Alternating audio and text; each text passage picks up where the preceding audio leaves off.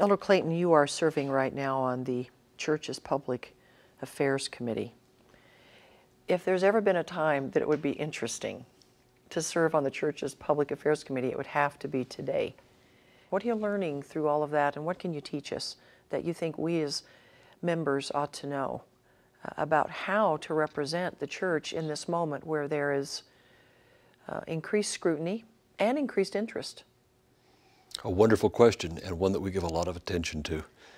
In the Public Affairs Department particularly, the staff there, the people who are working there, are working probably harder than they ever have because of the number of inquiries that the church gets, but they come by the hundreds instead of by the dozens. It's a new world entirely for the church. Some things are the same as they've always been. The church is respected by some and hated by others, and I'm not sure that'll ever change.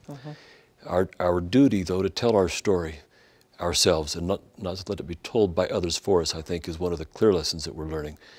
Learning how to tell that story in a way that is not defensive and is true to the things that we know to be true is something that takes practice. It doesn't come naturally and easily to everybody, and so people need to work on it. We need to work on it. I need to work on it. And I think members at home can learn something. Before Kathy and I were married, I was a guide at Temple Square, and I had the last tour on Saturday night. It was a really fun thing to do. This was when we were dating. Kathy would come with me. I remember a lot of the things I was taught. How tall is the temple? How thick are the walls? When was the assembly hall built? All those kinds of things. I was told to do two things. Number one, be well informed, and number two, be friendly. And that seems like good advice to me still. We ought to know our stuff. We ought to know what we believe and what we don't, and not let people tell us what we believe. We'll say what we believe when the opportunity is right. And when we don't want to push or force our message on anyone, but we want to tell our message when we're invited to do so and when it's opportune to do so in a way that is attractive and fair from every point of view. So one of the things I'm learning is, just like in my law practice, you get the facts, learn as much as you can, and then state them in a fair and brief and clear way.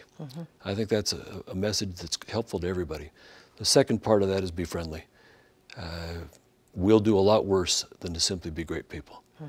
If we're good people and good Christians, that's about as helpful a tract as we can possibly take with us anywhere that we go. Just be nice. There's a lot of virtue in being nice. What one thing would you tell us as members of the church to do to be well prepared?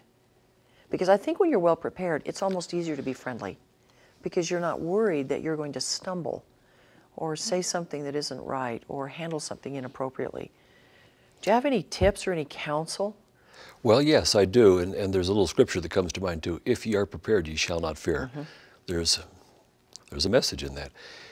One of the things I think people can do that is tremendously helpful is to look at the newsroom on LDS.org and just become informed a little. It doesn't take a lot of time to read what there is there, and that single thing I think will help people a lot.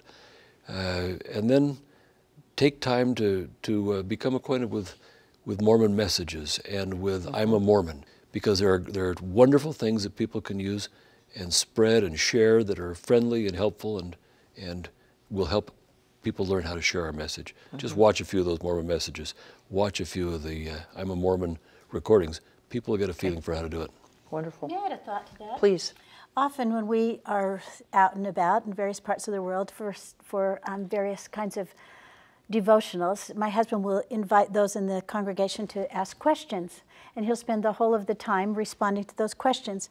And it's been really quite stunning to me and illustrative to watch how sometimes he'll be asked questions that he just unapologetically responds, I don't know the answer to that question. And he doesn't do it with any kind of embarrassment or shame or regret. And actually there's really a powerful sermon in the peace that he feels in not knowing everything. I think we can have a lot of confidence in who we are and what we are without feeling we need to know everything. And then I think we don't need to feel nervous about then doing some homework and investigation and seeing if we can acquaint ourselves better with with some information that we didn't have previously, so that the next time we'll know a little more. But we don't need to be defensive or apologetic about not having all the answers, and there's no shame in saying we don't know.